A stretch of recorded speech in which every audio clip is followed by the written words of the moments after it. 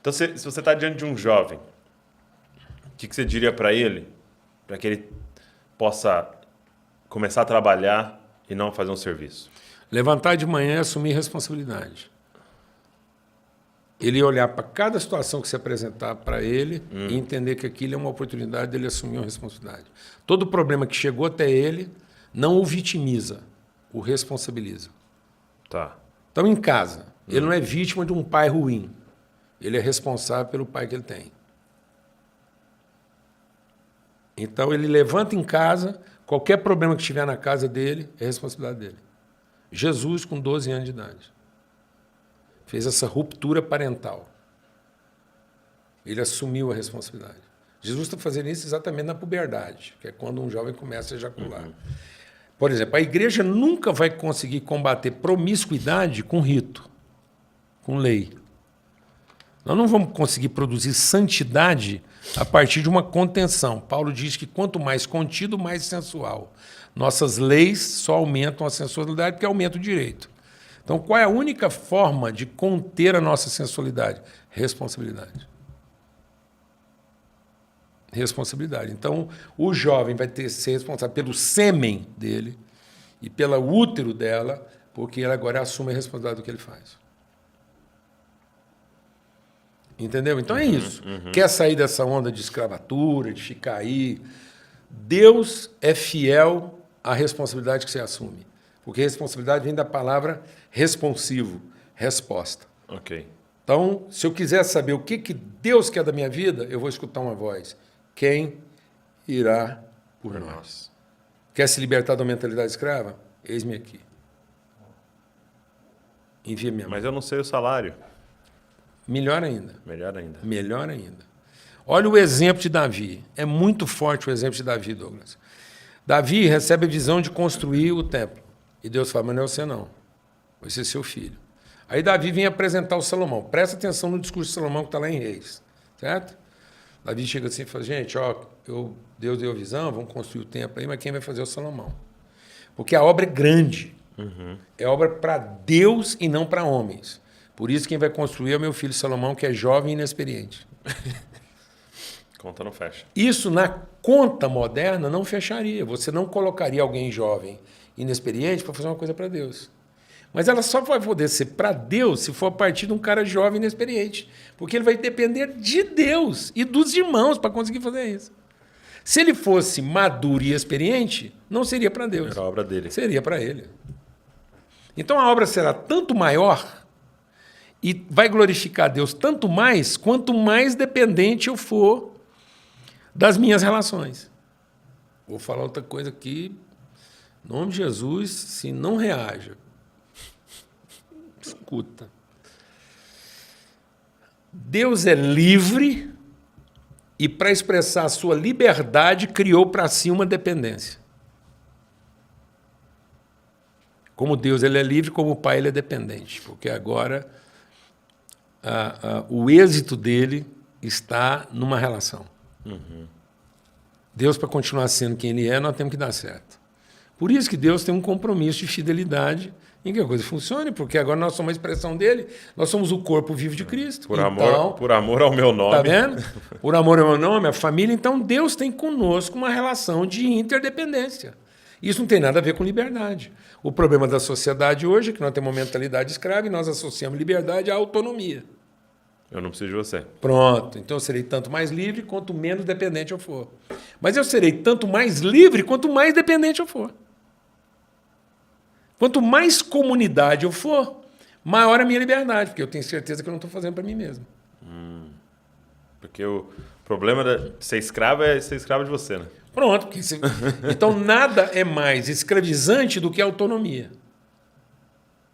Uma das nossas filhas veio da rua. A gente adotou ela quando ela tinha 11 anos de idade. E a mãe dela teve 11 filhos, cada um de um pai diferente. Quando a gente adotou, ela tinha 11, a irmã tinha 8, e a irmãzinha menor dela tinha 3 meses. E ela não conhecia o resto, porque tudo era espalhado no mundo lá e tal.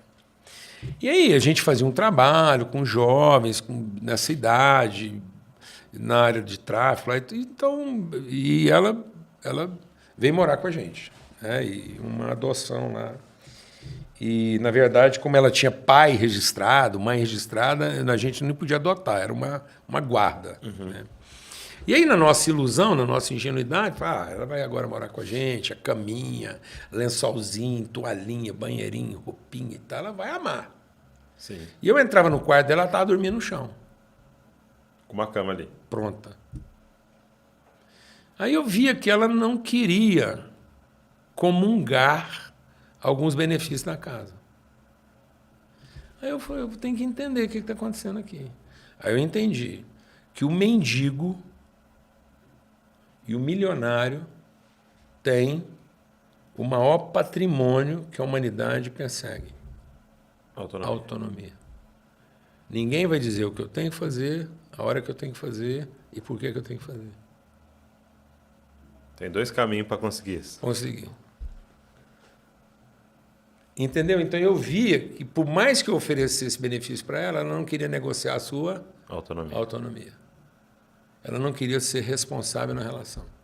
Porque receber a oferta... Tá vendo? Para quem é escravo, implica numa prestação de contas. Então, tá vendo como é que nós estamos criando? Aí é julgo.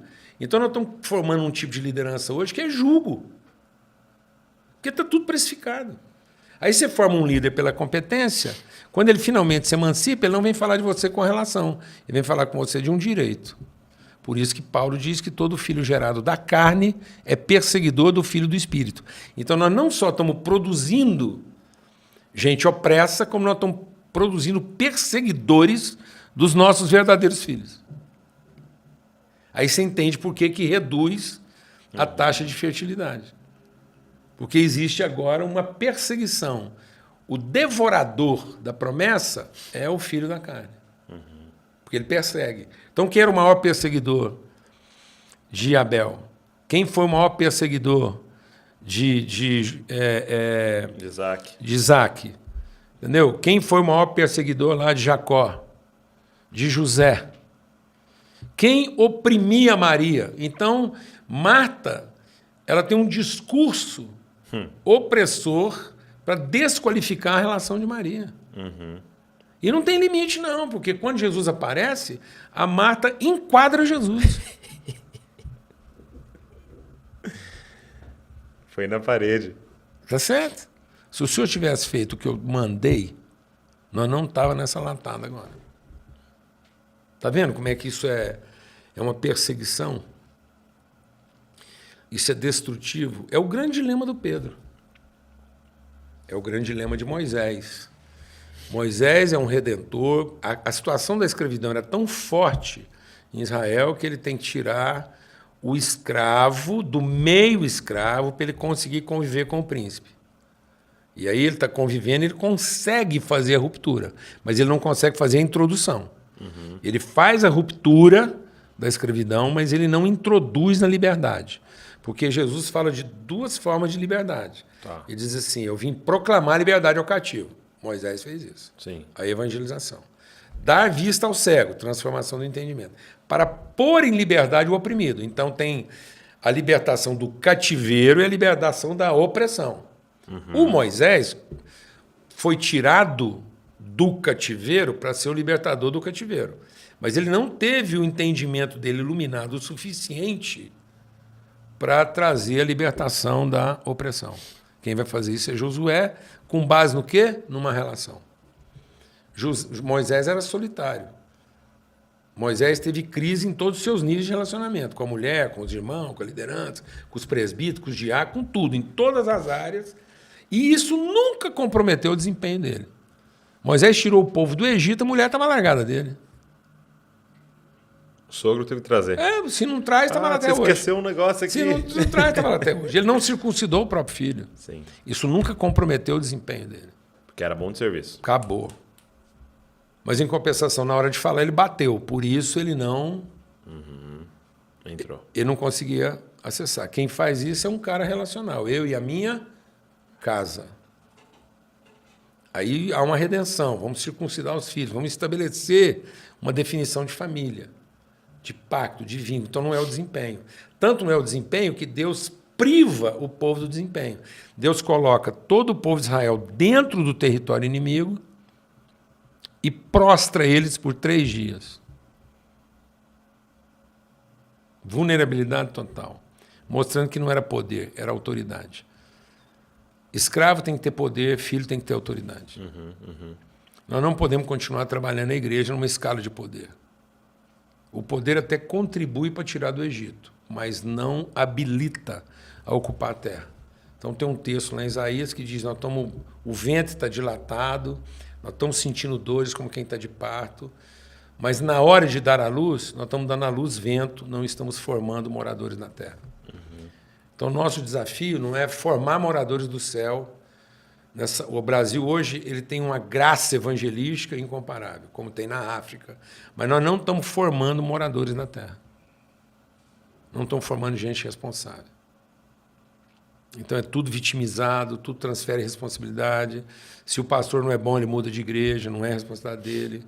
Entendeu? Se o louvor é ruim, ele não aguenta, porque ele não consegue nem ter um culto bom se o louvor não presta. Então eu falo isso, sabe, Douglas, porque eu era uma banda. Não estou falando contra mim mesmo. Sim.